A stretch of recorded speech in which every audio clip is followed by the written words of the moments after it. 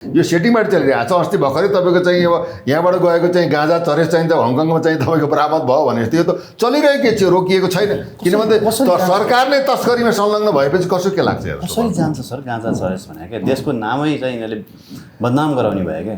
देशै अब नाम भन्दा पनि देशको देशै नामै चाहिँ गुगलबाट हटाउने अवस्था आइसक्यो तपाईँको। अब हामी त चाहिँ के भन्दा अब संविधानभन्दा माथि होइन, बौद्धिक सम्पत्तिदेखि लिएर जडीबुटीदेखि लिएर अब यो एमसिसी अन्तर्गत चाहिँ नेपालको कानुन चाहिँ के भन्दा नेपालको कानुन फेरेर भयो। यो संविधानको कुनै अर्थै छैन। अब त अमेरिकी संविधान लागू भयो हेर्नुहोस् यहाँ, किन भन्दा एमसिसीभन्दा माथि त नेपालको संविधान छैन। उसले देशको चाहिँ प्रधानमन्त्री, राष्ट्रपति र प्रधान न्यायाधीशलाई गोली हानेर मारो भने पनि अनुसन्धान हुँदैन हेर्नुहोस्। त्यो त चाहिँ उपनिवेशवादमा हामी लादियो हेर्नुहोस्। हाम्रो अस्तित्व, हाम्रो स्वाभिमान, हाम्रो राष्ट्रियता, हाम्रो सम्प्रभुता त समाप्त भएर गइसक्यो हेर्नुहोस्। यो देश त विदेशीले चलाएको हो नि, यिनी त पात्र मात्रै हुन्, निमित्त पात्र हुन्। यी निमित्त पात्रहरूले त मालिकले जे अरायो त्यही नै काम गर्ने हो। राष्ट्रलाई घात हुने, जनताको हकमा यदि कुनै प्रहरीले निर्भीक गरेर लड्छ भने त जनताले रोडमा साथ दिन्छ नि। सदनभन्दा बलियो त शक्ति भने त सडक हो नि हेर्नुहोस्। भने यस्तो खालको यो देश हो कि यो शासन हो कि सरकार हो कि यो पद्धति हो, यसप्रति त जनता अत्यन्त आकुल व्याकुल भएको अवस्था छ।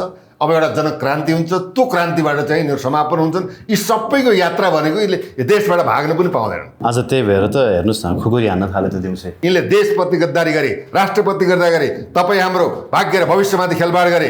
तसर्थ यिनीहरूको अब जीवन भनेको जेल यात्रा हो र यिनको सम्पत्ति छानबिन हुन्छ। यी सबै जति भ्रष्टाचारमा संलग्न भएका, जति काण्डमा संलग्न भएका कोही पनि अछुतो छैन। All are corrupted leader of the Nepal. त्यो उनीहरूले चाहिँ के भन्दा यिनलाई कानुनी कटघरामा पुर्याएर एउटा जङ्गबहादुरको उदय हुन्छ।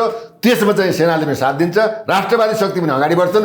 अब यिनीहरूको मनोमानी चल्दैन। नेताहरू त डरले थुरुर भएको छन् भन्ने कुरा सुन्छु। देशमा गणतन्त्र आयो, जनताले के पाए, राज्यले के पाए, तपाईँले के पाउनु, मैले के पाएँ, सर्वसाधारण जनताको जनजीविकाका सवाल मैले कुनै पनि खालको एजेन्डा भएन।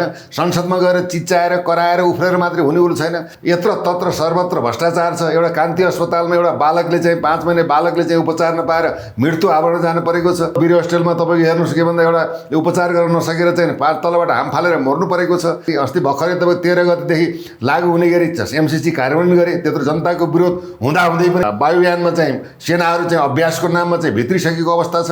देश त रहेन नि, हामी त शरणार्थी भयो। यिनले अति गरे, अति गर्नु, अत्याचार नगर्नु भन्छन् नि। अत्याचारको पराकाष्ठा लाग्यो। यत्र तत्र सर्वत्र भ्रष्टाचार, पारिवारिक सरकार र सिन्डिकेटको सरकारमा यो देश चाहिँ चलाएको हुनाले जनतामा यो आक्रोश पैदा भएको। त्यो राष्ट्रिय सभागृहमा प्रचण्डले जुत्ता हानेकै अवस्था हो, झलनाथले झापट खाएकै अवस्था हो। अब अस्ति पनि चाहिँ के भन्दाखेरि श्यामबहादुर चाहिँ सापकोटाले अब रिपोर्टर्स क्लबमा चाहिँ नि त्यो खालको चाहिँ परिस्थिति जन्मियो। यो काम राम्रो हो भनेर हामीले गर्न मिल्दैन जिम्मेवारी पक्षबाट। तर आक्रोश त पैदा भयो नि। किन यस्तो भयो? जनता किन निराश भयो? जनता सरकारप्रति वितृष्णा किन भयो? प्रधानमन्त्रीले चाहिँ के भन्दाखेरि तपाईँको चाहिँ अब यो वर्षायाम सिद्धिएपछि म 2-4 लाख मान्छे चाहिँ रोडमा उतार्छु भनेर भन्नु कहाँसम्म निर्लज्जपनको पराकाष्ठा हो। भने यो देश कसले बन्छ, कसरी बन्छ? यहाँका चाहिँ केही नेता र माडवारीले देशको सम्पत्ति विदेशमा लगेर जम्मा गरे। देश त शरणार्थीको चङ्गुलमा परिसक्यो हेर्नुहोस्। त one of the state of अमेरिकाको रूपमा रूपान्तरण भइसक्यो। रेमिट्यान्सले कहिलेसम्म दान्ने? यस्तो जर्जर र बर्बर अवस्था भएको हुनाले अब चाहिँ के छ भन्दा देशमा चाहिँ अकल्पनीय परिवर्तन हुन्छ हेर्नुहोस्। यो परिवर्तन नभइकन सम्भव पनि छैन। असोज कार्तिकसम्म यहाँ केही न केही के भन्दा अकल्पनीय परिवर्तन हुन्छ, जुन परिवर्तनले एउटा दिगो समृद्धि र विकासको खाका कोर्ने सम्भावना चाहिँ देखिन्छ। अहिलेका चाहिँ पात्रहरूबाट यो देश 1 बन्दैन, 2 बन्दैन, 3 बन्दैन। अब जनता सचेत हुनु जरुरी छ। यसमा नेपाली सेनाले पनि राष्ट्रप्रति जवाबदेही भएर अगाडि बढ्नुपर्ने बेला आएको छ। एउटा राज संस्थालाई चाहिँ पुनर्स्थापना र चाहिँ बहु धर्मको सम्मान गर्दै हिन्दू राष्ट्रको सम्मान गरेर अगाडि बढ्नु बाहेक विकल्प चाहिँ देखिँदैन।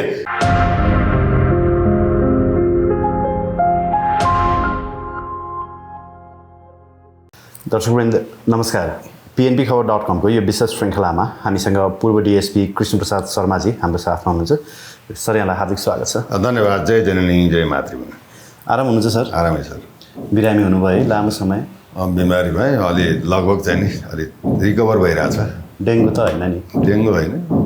डेङ्गुले त हाम्रो बुढा ऋषिज्यू बित्नुभयो, अकस्मात निधन भयो। अकस्मात राम्रो मान्छे बित्नु। निकै राम्रो मान्छे, मिजासिलो मान्छे, मिजासिलो राष्ट्रभक्त र चाहिँ जनताको हकमा, राष्ट्रको हकमा र चाहिँ नि आफूलाई दिएको जिम्मेवारीलाई इमान्दारीपूर्वक पुरा गर्छु भन्ने निष्ठासहितको व्यक्तित्वको चाहिँ बित्नुभयो। उहाँको चाहिँ चिर शान्ति र श्रद्धाञ्जली अर्पण गर्न चाहन्छु। म एउटा अपडेट पनि यहाँ दिइहाल्छु। आज यहाँ ड्याङ आवाज आइरहेको छ होइन। यो चाहिँ घरको अलिकति यहाँनिर थोरै चाहिँ यो जग्गा परेको हुनाले चाहिँ उहाँहरूले बालनले भत्काउनुभन्दा अगाडि चाहिँ हामी आफै भत्काइन्छौँ, यो मिडियाबाजी नगर्ने भनेर भत्काउन लागि पर्नु भएको छ 10 भन्दा अगाडि नै। त्यही भएर बिचमा सायद ड्याङ आवाज आउँछ होला। अनि यो स्वस्फूर्त चाहिँ नि यो बालनको कदमलाई साथ समर्थन गर्नुभएको उहाँप्रति पनि हार्दिक आभार व्यक्त गर्नु अनि उहाँहरूलाई झुक्क्याएर जग्गा बेचिएको रहेछ, जग्गा चाहिँ त्यो पर्दैन भनेर पहिला नक्सा पनि पास गर्नुभएछ। पछि अब नाप जाँच आउँदाखेरि वडामा रिपोर्टहरू पढ्दाखेरि चाहिँ पछि थाहा भएछ कि उहाँहरूलाई बिचारा सोझो मान्छेहरू। यो इमान्दारीको कुरा हो। अहिले हेर्ने भने त अब चाहिँ नि अरबौँको चाहिँ नि भैँसे पार्टीमा चाहिँ मुख्यमन्त्री र चाहिँ प्रदेश प्रमुखहरूले चाहिँ एलिसान महल सोफिस्टिकेटेड चाहिँ नि अब सुविधासहितका चाहिँ भवनहरू चाहिँ बनाइएको छ। त्यो पनि नक्सा पास पनि नभएका कुराहरू पनि आएका छन्। यो व्यतिथि नक्सा पास भएको छैन त्यो नभएका कुराहरू आएका छन् होइन। हुन त सरकारी भवन हो, सरकारी भवन हो। तथापि चाहिँ के भने यो चाहिँ जग्गा अतिक्रमण सरकारी जग्गा हिनाबिना गर्ने क्रममा त राज्यका प्रमुख नेतृत्व नै अब सक्रिय भएर लागेको अवस्था पनि विद्यमान छ। यी कुरातिर जाने भने त्यसको पुराणै छ। कुनै पनि खाली जग्गा देख्नै नहुने अवस्था छ देशका। त केही व्यक्तिहरू चाहिँ अलिकति भए पनि इमान्दार रहेछन् भन्ने कुरा देखायो क्या यो कदमले। आफैले कसैले भन्दै नभनिकन आफै देशमा पनि यही त हो। इमान्दार मान्छेको चाहिँ इमान्दार निष्ठावान र चाहिँ राष्ट्रभक्त चाहिँ मान्छेहरूको नेतृत्वहरूको प्रशासक कर्मचारी र उच्च लेभलका चाहिँ नि हाई कमान्डका चाहिँ व्यक्तित्वहरूमा इमान्दारी, मेरो दायित्व, मेरो कर्तव्य, मेरो राष्ट्रप्रतिको जिम्मेवारी, जनताप्रतिको चाहिँ जवाबदेहिता हामीमा छ। हामीले गर्नुपर्छ। जन अनुमोदित कुराहरूलाई अगाडि बढाउनुपर्छ। देशलाई सुसम्पन्न विकासशील बनाउनुपर्छ। विश्वको चाहिँ तुलनामा यो राष्ट्रलाई चाहिँ समुन्नत राष्ट्रको रूपमा विकास गर्नुपर्छ भन्ने खालको नेतृत्वको जन्म भएको भए आज यो दुरावस्था देशले खप्न पर्दैन थियो।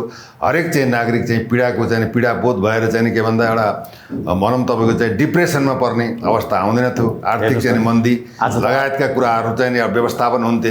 इमान्दारिता र निष्ठाको चाहिँ राजनीति, संस्कारको राजनीति नभएर व्यापारको राजनीतिले आज देशलाई यो अवस्थामा पुर्यायो। विश्वकै माझमा आज हाम्रो देश एउटा विशाल समृद्धशाली एउटा भनौँ विशाल सुन्दर देशलाई आज चाहिँ गन्दगीमा रूपान्तरण गर्ने नेतृत्व नै हुन्। यिनी जवाबदेही नहुनाले नै यो देशको चाहिँ के भन्दा यो दुर्भाग्यपूर्ण विडम्बना सबैले बेहोर्नु परेको चाहिँ महसुस भइरहेको छ। हेर्नुहोस् आज त्यही भएर त हेर्नुहोस् न खुकुरी हान्न थाले त दिउँसै। वास्तवमा के भने अब यो जब आज विशेषतः चाहिँ अब 34-35 वर्षको दौरानमा प्रजातन्त्र, लोकतन्त्र, जनतन्त्र र गणतन्त्रको विकासको भनौँ यो दरमियानमा आइपुग्दासम्म जनताले चाहेको, मुलुकले चाहेको राष्ट्रिय एजेन्डा, जनताको मुखमा घाँस बाँस कपास शिक्षा स्वास्थ्य समेतका कुराहरूमा चाहिँ के भन्दाखेरि नेतृत्व चाहिँ उदासीन भए। विदेशीको चाहिँ के भन्दा भजन कीर्तन गाउन मस्त भए। विदेशी प्रभुलाई चाहिँ साष्टाङ्ग दण्डवत गरेर चाहिँ पद प्राप्त गर्ने अवस्था बन्यो। अदालतले चाहिँ अदालतबाट प्रधानमन्त्रीको नियुक्ति हुनेका वातावरण बने। जनताको कदर भएन। जनता पनि के भन्दाखेरि अत्यन्त अचेत भए। यस्ता चाहिँ देशघाती राष्ट्रघाती व्यक्तित्वहरूको लागि पहिचान गर्न सकेनन्।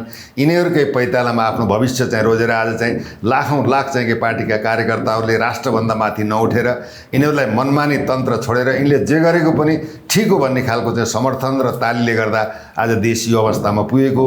यसमा नेतृत्व मात्र नभएर समग्र चाहिँ जननागरिकहरू पनि त्यत्तिकै उत्तरदायी भएको म ठान्दछु। हेर्नुहोस् अब के होला त नेताहरू त डरले थुरुर भएको छन् भन्ने कुरा सुन्छु। अनि वास्तवमा के छ भन्दाखेरि तपाईँको त्यही रिपोर्टर्स क्लबमा जाँदा पनि बडीगार्ड लिएर जान थालेछन्।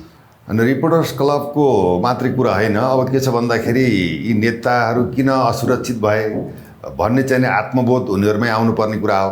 हामीले जनताबाट अनुमोदित भएर यत्रो चाहिँ के भन्दा पञ्चायती व्यवस्थाले चाहिँ केही गर्न सकेन, विकास गर्न सकेन भनेर राजालाई चाहिँ विभिन्न खालको चाहिँ कुप्रचार गरेर दरबारलाई चाहिँ बदनाम गरेर यिनीहरू चाहिँ गणतन्त्र देशमा ल्याए। जनमुखी एजेन्डा भएन, राष्ट्रमुखी एजेन्डा भएन। जनजीविकाको सवालमा यिनीहरूले सम्बोधन पनि गर्न सकेनन्, समाधान पनि गर्न सकेनन्। यत्र तत्र भ्रष्टाचारका चाहिँ दुर्गन्धले चाहिँ नि देश दूषित नै भयो। अब खाली जमिन पनि बाँकी रहेन। विभिन्न खालका चाहिँ अब तपाईँलाई विगतमा भनिराख्दाखेरि विभिन्न खालका सयौँ चाहिँ काण्डहरू पनि जन्मे। अब यी काण्डहरूको पनि सार्थक परिणाम आउन सकेन। ललिता निवास पनि सेलाएर गयो, जसमा चाहिँ के भने पूर्व प्रधानमन्त्री डाक्टर बाबुराम भट्टराई माधव नेपाललाई ससम्मान चाहिँ के भन्दाखेरि अब निर्दोष करार गरिएको अवस्था हो। सुन काण्डमा पनि चाहिँ माओवादीका शीर्षस्थ नेतृत्वहरूको चाहिँ नाम आएको हुनाले यसलाई पनि अब के भन्दा पन्छाइएको अवस्था हो। अब भुटानी शरणार्थी काण्डमा पनि मूलतः चाहिँ योजनाकार प्लानर होइन, विशेष गरी देशको चाहिँ के भन्दा प्रमुख महिला भनौँ न आर्जु राणालाई पनि अब पन्छाइएको कुरा हो भनेपछि तात्विक अर्थमा यी सबै मिलेर प्रतिपक्ष सरकार सबै मिलेर के भन्दा देशलाई लुट्ने दोहन गर्ने। अब तपाईँको 19 महिनामा 24 लाख चाहिँ युवाहरू चाहिँ पलायन भएको चाहिँ अब डाटा पनि आइसकेको अवस्था छ। यो अवस्थामा 19 महिनामा 24 लाख युवाहरू डाटा छ। 24 लाख युवाहरूले देश छोडेको अवस्था छ। युवाविहीन हुन लागेको देश अवस्था छ। भ्रष्टाचार भएको चाहिँ अब चरम तुलीमा पुगेको छ। नीतिगत भ्रष्टाचारले चाहिँ के भन्दाखेरि अब भनौँ गाँजा गाडेको छ। यो अवस्थामा न जनताले के पाए, देशमा गणतन्त्र आयो, जनताले के पाए, राज्यले के पाए, तपाईँले के पाउनु, मैले के पाएँ, सर्वसाधारण जनताको जनजीविकाका सवाल मैले कुनै पनि खालको एजेन्डा भएन। संसदमा गएर चिच्चाएर कराएर उफ्रेर मात्रै हुने कुरो छैन। अब कार्यनीति ल्याउँछन्, बजेट ल्याउँछन् आफ्नै। अब तपाईँ के भन्दाखेरि गोर्खामा जहाँ प्रचण्डजी उठ्नु आएको थियो वहाँ चाहिँ बजेट, त्यसै गरी अब झापामा शीर्षस्थ नेताहरूको पहुँच भएको नेतामा 40% चाहिँ बजेट यिनीहरूले के गरेका छन्, आफ्नो भोट ब्याङ्कलाई सुरक्षित गर्नको लागि पठाएका छन्। देशको शिक्षा प्रणाली खत्तम भएको छ। 219वटा विद्या कलेजहरू बन्द भएका छन्। अब 70,000 चाहिँ नर्सहरूमा चाहिँ अब तपाईँ 27,000 नर्स छैन। यत्र तत्र सर्वत्र भ्रष्टाचार छ। एउटा कान्ति अस्पतालमा एउटा बालकले चाहिँ 5 महिने बालकले चाहिँ उपचार नपाएर मृत्यु आवरण जानु परेको छ। अब त वीर होस्टेलमा तपाईँको हेर्नुहोस् के भन्दा एउटा उपचार गर्न नसकेर चाहिँ 5 तलबाट हाम फालेर मर्नु परेको छ। यस्तो अवस्था जबकि चाहिँ संसद भवन अगाडि दीपक आचार्यले जब आफ्नै शरीरमा मट्टे तेल पेट्रोल खनाएर चाहिँ आत्मदाह गरेबाट नै यो देशमा के भयो भन्दाखेरि अराजकता, अशान्ति र असुरक्षा सुरु भयो। अस्ति श्यामबहादुर सापकोटाले पनि के त भन्दाखेरि उनले जुन काम गरे त्यो बडा धारिलो हतियार प्रयोग गरेर चाहिँ के भन्दाखेरि अब भनौँ यो हत्या गर्ने हो त ज्यान मार्ने युद्धको जुन काम गरे, कानुन त गलत, यसलाई प्रश्रय दिन त मिल्दैन। तर यसले के सिक्नुपर्छ भन्दाखेरि आज हामीप्रति जनता कति आक्रोश छ। हाम्रो कुकर्मले गर्दाखेरि, हाम्रो राष्ट्रघातले गर्दाखेरि अस्ति भर्खरै तपाईँ 13 गतेदेखि लागू हुने गरी एमसिसी कार्यान्वयन गरे। त्यत्रो जनताको विरोध हुँदाहुँदै पनि व्याख्यात्मक टिप्पणीबाट तपाईँको सदनबाट चाहिँ त्यस्ता राष्ट्रघाती सम्झौता पारित हुन्छन्। अस्तिमा भर्खरै तपाईँको चाहिँ अमेरिकी चाहिँ वायुयानमा चाहिँ सेनाहरू चाहिँ अभ्यासको नाममा चाहिँ भित्रिसकेको अवस्था छ। देश त रहेन नि, हामी त शरणार्थी भयौँ। यिनले अति गरे अति गर्नु अत्याचार नगर्नु भन्छन् नि।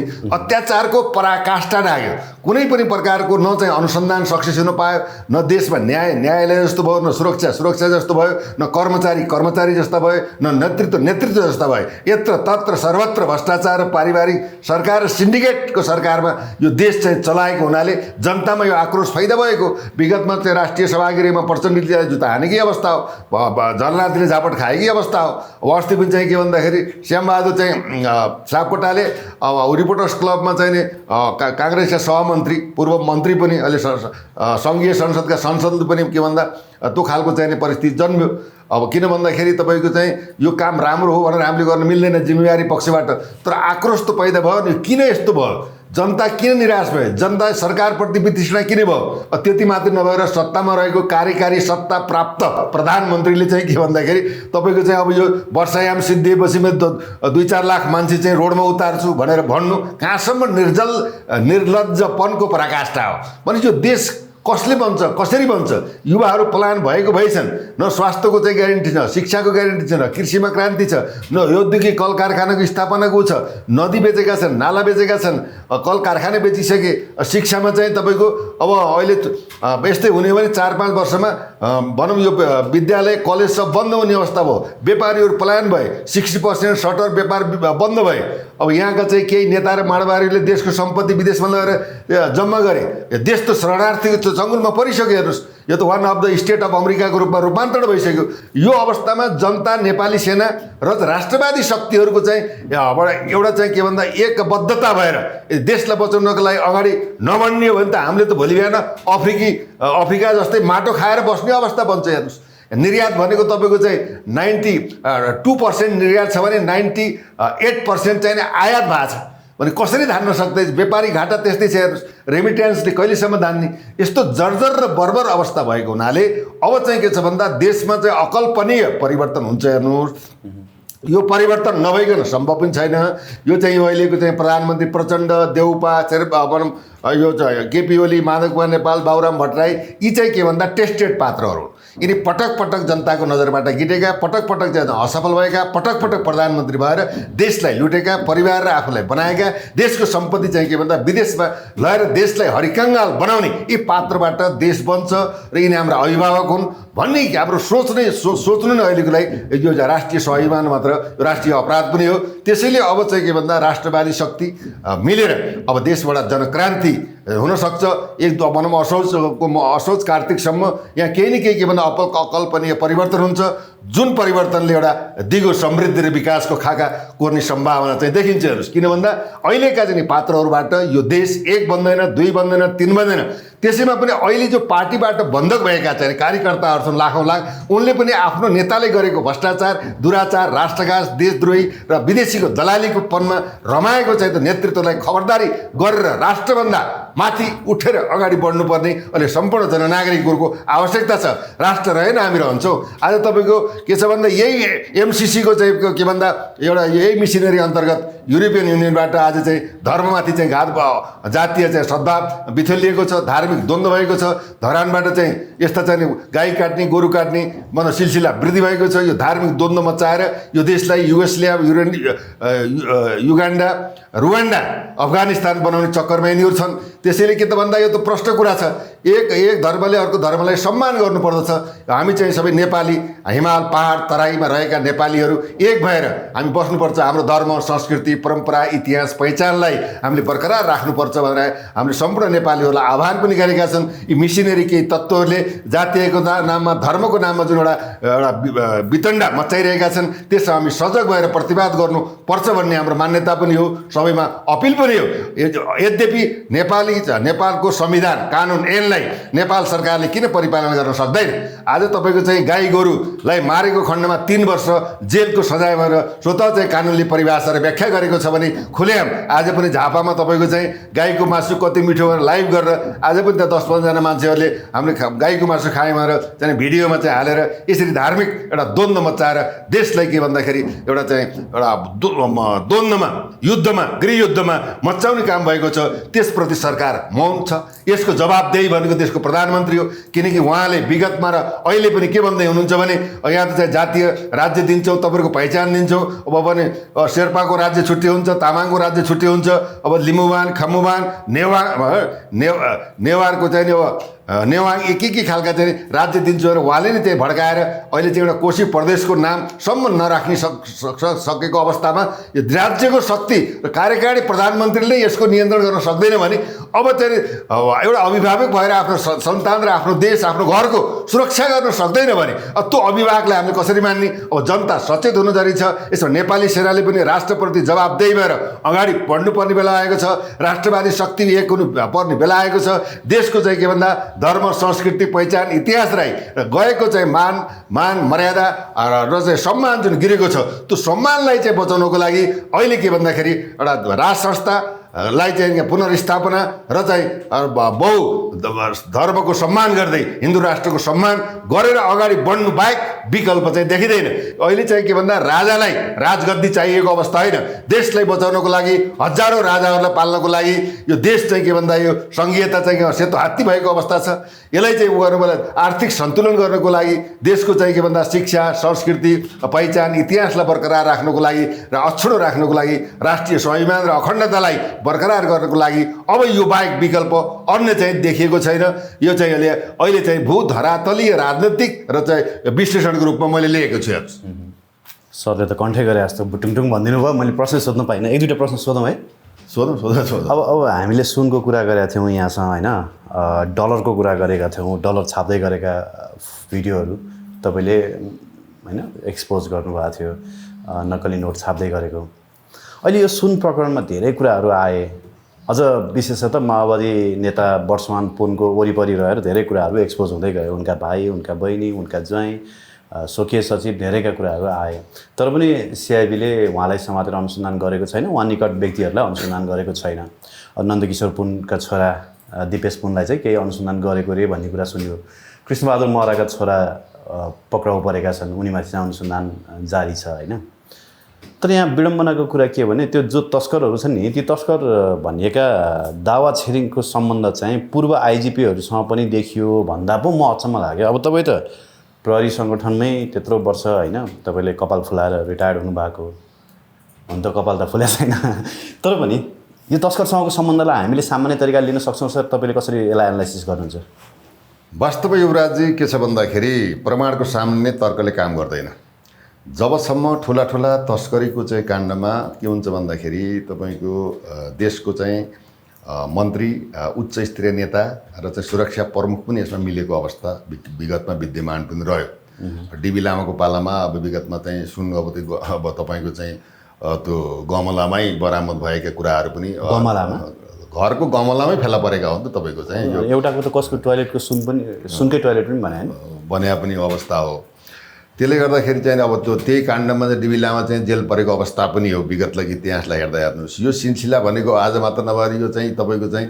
वर्षौँदेखि हेर्नुहोस् यो चाहिँ त्यही काण्डमा दीपक मल्होत्रा पनि त्यही बेला जेल परेको अवस्था हो यसमा के छ भन्दाखेरि तपाईँको चाहिँ नि अहिले महराजीको चाहिँ राहुल महरालाई चाहिँ आत्मसमर्पण गर्न गएका हुन् उहाँलाई चाहिँ नियोजित तरिकाले पठाइएको हो किन बाबुको पनि विवाद आयो नन्दकिशोर पुन अब चाहिँ होइन अब कृष्णबहादुर महरा नै सकिनु भएपछि छोरालाई पठाएर अब के भन्दा यिनी भोलि हेर्दै राख्नुहोस् भोलि पर्सिमै छुट्छन् हेर्नुहोस् हामीले बुझेको कुरा हो किन छुट्छन् उनलाई सामान्य सोधपुछ गरेर छोड्नको लागि महरा अन्य चाहिँ नन्दकिशोर पुन होइन यी सबै माओवादी नेतृत्वहरू यसमा फँसेका छन् मतलब प्रहरीलाई चाहिँ होइन अब जस्तो सिआइबीलाई चाहिँ अलिकति माथिल्लो निकायको रूपमा हेरिन्छ नि त सामान्य अझ प्रहरीमा भन्दा पनि तपाईँको सिआइबी होइन क्राइम इन्भेस्टिगेसनमा बसेको मान्छेलाई त अलि हाम्रो हेर्ने नजर बुझ्ने नजर अलिकति फरक हुन्छ त्यहाँ पनि प्रधानमन्त्रीज्यूले चाहिँ यसलाई समात त्यसलाई समात भनेर आदेश नदिकन गृहमन्त्रीज्यूले आदेश नदिकन चाहिँ उनीहरूले समात्न मिल्दैन हो यो पक्कै पनि हो त्यति मैले भन्दैछु प्रहरीलाई के छ भन्दा सिबिआई भनेको एउटा अनुसन्धानको विङ्समा एउटा सबल सक्षम र दक्ष अनुभवी चाहिँ एउटा प्राविधिक तालिमयुक्त चाहिँ अफसरहरूको चाहिँ एउटा समूह हो त्यसमा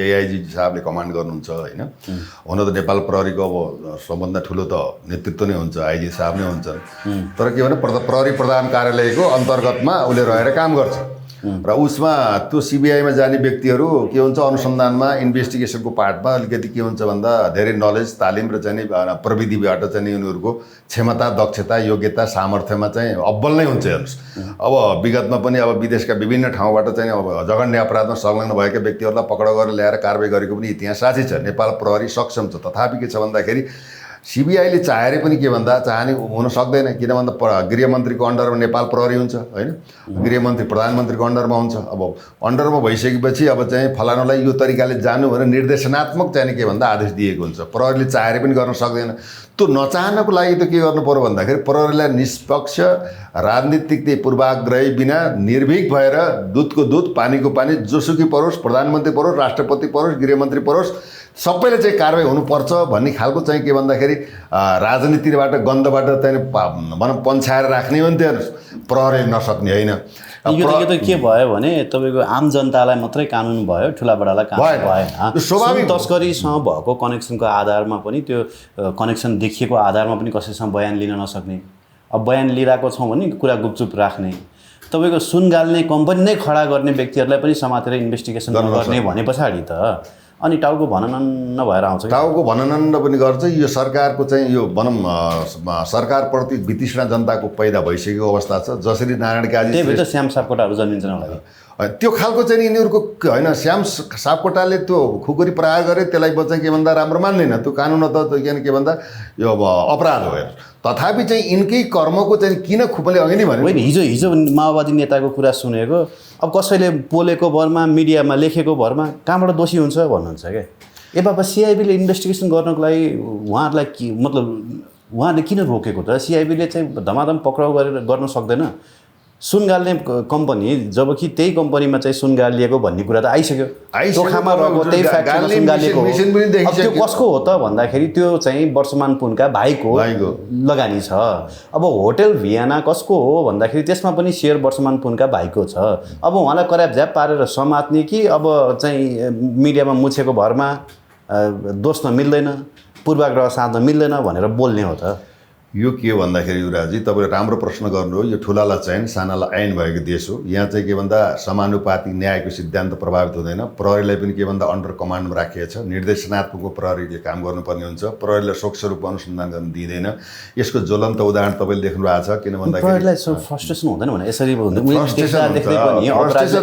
अपराधीलाई सलाम ठोक्नु पर्दा प्रहरीलाई पनि दिक्क लाग्दैन सर दिक्क किन नलाग्ने भने जब जसले डिजाइनर हो प्लानर हो अब जस्तै ललिता निवासको काण्डमा हेर्ने हो त मेन प्लानर डिजाइनर निर्देशनात्मक टिप्पणीलाई सदर गरेर काम गरेर भनेर अराउने त चाहिने के भन्छ डाक्टर बाबुराम भट्टराई र माधव कुमार नेपाल हो नि त। अब उनीहरूलाई के भन्दा उन्मुक्ति दियो।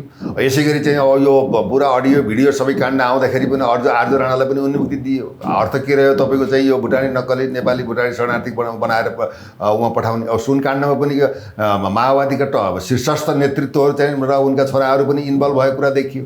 त्यसले गर्दाखेरि यो पनि के भन्दा गुपचुप जाने भयो। भैरियाले मात्रै चाहिँ के भन्दा लहर थुन्ने भयो। जो मेन डिजाइनर प्लानर लगानीकर्ता राजनीतिक व्यक्तित्व नेतृत्व मन्त्री प्रधानमन्त्री समेतले उन्मुक्ति पाए। एमा त चाहिँ के भन्दा यो सुन काण्डमा त प्रधानमन्त्रीसम्मको पनि के भन्दा एउटा सेटिङ भएर आएको अवस्था। यो सानो कुरो त होइन। हेर्नुहोस् यो त अहिले चाहिँ के भन्दा एउटा बाध्यात्मक हिसाबले चाहिँ त्यति सुन 150 किलो पक्रियो अब 60 खारेर चाहिँ 60 किलो आयो भन्ने कुराहरू हो। यो त अहिले पनि चलिरहेछ नि। यो सेटिङबाट चलिरहेछ। अस्ति भर्खरै तपाईँको चाहिँ अब यहाँबाट गएको चाहिँ गाँजा चरेस चाहिँ हङकङमा चाहिँ तपाईँको बरामद भयो भने जस्तो यो त चलिरहेकै छ रोकिएको छैन। किनभने सरकारले तस्करीमा संलग्न भएपछि कसो के लाग्छ? कसरी जान्छ सर गाँजा चरेस भने क्या देशको नामै चाहिँ यिनीहरूले बदनाम गराउने भयो क्या। देशै अब नाम भन्दा पनि देशको देशै नामै चाहिँ गुगलबाट हटाउने अवस्था आइसक्यो तपाईँको। अब हामी त चाहिँ के भन्दा अब संविधानभन्दा माथि होइन बौद्धिक सम्पत्तिदेखि लिएर जडीबुटीदेखि लिएर अब यो एमसिसी अन्तर्गत चाहिँ नेपालको कानुन चाहिँ के भन्दा नेपालको कानुन फेरेर भयो। यो संविधानको कुनै अर्थै छैन। अब त अमेरिकी संविधान लागू भयो हेर्नुहोस् यहाँ। किन भन्दा एमसिसी भन्दा माथि त नेपालको संविधान छैन। उसले देशको चाहिँ प्रधानमन्त्री राष्ट्रपति र प्रधान न्यायाधीशले गोली हानेर मारो भने पनि अनुसन्धान हुँदैन हेर्नुहोस्। त उनीहरूले यस्तो खालको त हामी त स्वतः चाहिँ उपनिवेशवादमा हामी लादियौँ हेर्नुहोस्। अब बिस्तारै बिस्तारै तपाईँको हेर्दै जानुहोस्। अब हाम्रो त चाहिँ के भन्दाखेरि हाम्रो अस्तित्व हाम्रो स्वाभिमान हाम्रो राष्ट्रियता हाम्रो सम्प्रभुता त समाप्त भएर गइसक्यो हेर्नुहोस्। किन यस्तो राष्ट्रघाती सम्झौतालाई अनुमोदन गरेर कार्यान्वयन गरि नै सके हेर्नुहोस्। अब यसमा भन्नुपर्ने कुराहरू के छ? देशमा अहिले आएर चिनको पनि त्यत्तिकै चाहिँ के भन्दाखेरि यहाँ उपस्थित छ, अमेरिकाको त्यत्तिकै छ, रको उपस्थित त्यत्तिकै छ। यो देश त चाहिँ यिनीहरूले चलाएकै होइन नि। यो देश त विदेशीले चलाएको हो नि। यिनी त पात्र मात्रै हुन्, निमित्त पात्र हुन्। यी निमित्त पात्रहरूले त मालिकले जे अरायो त्यही नै काम गर्ने हो। प्रहरी सक्षम छ, सबल छ, अब्बल छ, दक्ष छ। यो निर्विवाद हामीले बुझेकै अर्थ हो। प्रहरीले काम गर्न नदिएपछि के लाग्छ हेर्नुहोस्? कि त अब के भने त्यस्तै खालको आइजी हुनु पऱ्यो। जागिर गए जोस् मैले प्रधानमन्त्रीको नाम आउँछ घेसारेर लिएर आउँछु कारवाही गर्छु भन्ने खालको चाहिँ एउटा खालको दम हुनु पऱ्यो। होइन भने अब कि जागिर खाने कि अब उनीहरूले भव्य मान्ने। जागिर अब खाइरहेछ बसिरहेछ किन टेन्सन लिने? अब प्रधानमन्त्रीजीले यसो नगर भन्नुभयो, गृहमन्त्रीले यो निर्देशन दिने हो, गृह सचिवले यो निर्देशन दिने हो। प्रहरी त बालकको बबुरो दुजो सुतनामा म परेको छु पिजडामा। अब प्रहरी त निर्देशनात्मक राजनीतिको चाहिँ राजनीतिक चाहिँ नेतृत्वको भ्रातृ सङ्गठनको रूपमा विस्तार भयो। उसलाई निष्पक्ष निर्भीक गरिदिने हो नि त। नेपालको चाहिँ कुनै पनि भन्सार त्रिभुवन अन्तर्राष्ट्रिय विमान सिओ पनि तपाईँको तस्करी हुन सक्दैन। त्यो क्षमता नेपाल प्रहरीमा छ। त मैले बुझेको कुरा पनि हो। तर गर्न दिँदैनन्। अब गर्ने के हेर्नुहोस्? स्वतन्त्र छैन। त्यो बाध्यात्मक छ। बाध्यात्मक परिस्थितिमा प्रहरीले के गरोस्? यो चाहिँ एउटा यो विडम्बना हो क्या। प्रहरीमा पनि एउटा जिउँदो नेपाली जन्मिनु पर्ने अवस्था है होइन। के छ भन्दाखेरि हेर्नुहोस् अब कतिपय प्रहरी निष्ठावान पनि छन् हेर्नुहोस् है। कतिपय 2-4 जना प्रहरीले गर्दा सङ्गठनको पनि कहिलेकाहीँ बेइज्जत हुने कुराहरू गर्छ। तर चाहिँ के भन्दा राष्ट्रलाई घात हुने जनताको हकमा यदि कुनै प्रहरीले निर्भीक गरेर लड्छ भने त जनताले रोडमा साथ दिन्छ नि। सदनभन्दा बलियो त शक्ति भने त सडक हो नि हेर्नुहोस्। त्यो हुनाले के भन्छ त्यस्तो दम एउटा साहस हिम्मत र राष्ट्रवादी नेतृत्वको पनि खाँचो छ हेर्नुहोस्। आफूलाई अधिकार दिएको छ। फौजदारी अभियोगमा कारवाही गरेका दोषी ठहरिएका चाहिँ व्यक्तित्वलाई कानुन त दण्डित गर्नुपर्छ, कानुनी कठघरामा उभ्याउनु पर्छ, चाहे देशको चाहिँ राष्ट्रपति किन नहोस्। छोड्नु हुँदैन भन्ने खालको त्यस्तो कडा नियम कानुन हामीले भनेकै छौँ नि। जबसम्म भ्रष्टाचार गर्ने, राष्ट्रद्रोही गर्ने, तस्करी गर्ने, महिलामाथि एसिड छर्ने यस्ता चाहिँ राष्ट्रघातीहरूलाई अन द स्पट डेथ पेनाल्टीको चाहिँ कडाभन्दा कडा कानुनको चाहिँ के भन्दा अवधारणा ल्याउनुपर्छ। संविधान संशोधन गरेर भए पनि यो फितलो कानुन यो त के भन्दा यो कानुन यो संविधान त के भन्दा यिनले चाहिँ माई खाने भाँडोको रूपमा यिनले प्रस्तुत गरे। यो संविधान त तपाईँको आयाती संविधान हो, जनअनुमोदित संविधान पनि होइन। राति 12 बजे बाध्यात्मक रूपमा रामवरण यादवले चाहिँ हात हल्लाएर अनुमोदन गरेका कुरा हेर्नुहोस्। न जनताले गणतन्त्र चाहथे, जनताले धर्म निरपेक्ष चाहथे, जनताले न सङ्घीयता चाहथे, न जनताले राज संस्थालाई फाल्नुपर्छ भन्न चाहथे। यो त यिनीहरूको 2-4 जना टाउकेहरूले भारतीय चाहिँ 12 बुँदेको डिजाइनमा विदेशीको इस्यरामा उसका प्रभुलाई मानेर यिनीहरूले चाहिँ के भन्दा काम गरेको अवस्था हो। यो त सबैले जगत जाहेर भएकै अवस्था हो। आज तपाईँको हेर्नुहोस् आज तपाईँको नुन तेल मट्टीतेल डिजेल पेट्रोल ग्यास होइन जनजीविकाको सवालमा दिन प्रतिदिन तपाईँ महँगी चौगुना बढाइरहेको अवस्था छ। चामलको चाहिँ 3टा देशको लागि चामल भनौँ खुल्ला गर्यो भने भारतले नेपालमा चाहिँ चामल आयात गर्नलाई प्रतिबन्ध गरेको अवस्था छ भने यस्तो खालको यो देश हो कि यो शासन हो कि सरकार हो कि यो पद्धति हो, यसप्रति त जनता अत्यन्त चाहिँ के छ भएको छ भन्दाखेरि आकुल व्याकुल भएको अवस्था छ। अब एउटा जनक्रान्ति हुन्छ, त्यो क्रान्तिबाट चाहिँ यिनीहरू समापन हुन्छन्। यी सबैको यात्रा भनेको यिनले देशबाट भाग्न पनि पाउँदैनन्। सत्य कुरा यिनले देशप्रति गद्दारी गरे, राष्ट्रप्रति गद्दारी गरे, तपाईँ हाम्रो भाग्य र भविष्यमाथि खेलबाड गरे। तसर्थ यिनीहरूको अब जीवन भनेको जेल यात्रा हो र यिनको सम्पत्ति छानबिन हुन्छ। यी सबै जति भ्रष्टाचारमा संलग्न भएका, जति काण्डमा संलग्न भएका कोही पनि अछुतो छैन। All are corrupted leader of the Nepal. त्यो उनीहरूले चाहिँ के भन्दा यिनलाई कानुनी कटघरामा पुर्याएर एउटा जङ्गबहादुरको उदय हुन्छ। त्यसमा चाहिँ सेनाले पनि साथ दिन्छ, राष्ट्रवादी शक्ति पनि अगाडि बढ्छन्। अब यिनीहरूको मनोमानी चल्दैन। किन चल्दैन भने देश यिनको चाहिँ बाउको बिर्ता पनि होइन, यिनको श्रीमतीले ल्याएको दाइजो पनि होइन, देश तपाईँको पनि हो, मेरो पनि हो र सारा 3 करोड नेपालीको जनताको देश हो। यो हाम्रो सबैको साझा घर हो। यो घरमा चाहिँ जुन धमिलाएका छन्, भ्रष्टाचार गरेका छन्, यो अपाङ्ग बनाएका छन्, युवालाई बेचेका छन्, अब यिनीहरूले यसको चाहिँ सजाय तपाईँको अकल्पनीय एकदम त्योभन्दा दुर्गामी यिनले सजाय पाउँछन्। ढिलो चाँडो हो, अवश्य पनि के हुन्छ, सत्यको विजय हुन्छ। यो तात्विक यथार्थ पनि हेर्नुहोस्। हस्, thank you very much Krishna sir. धन्यवाद। जय जननी जय मातृ।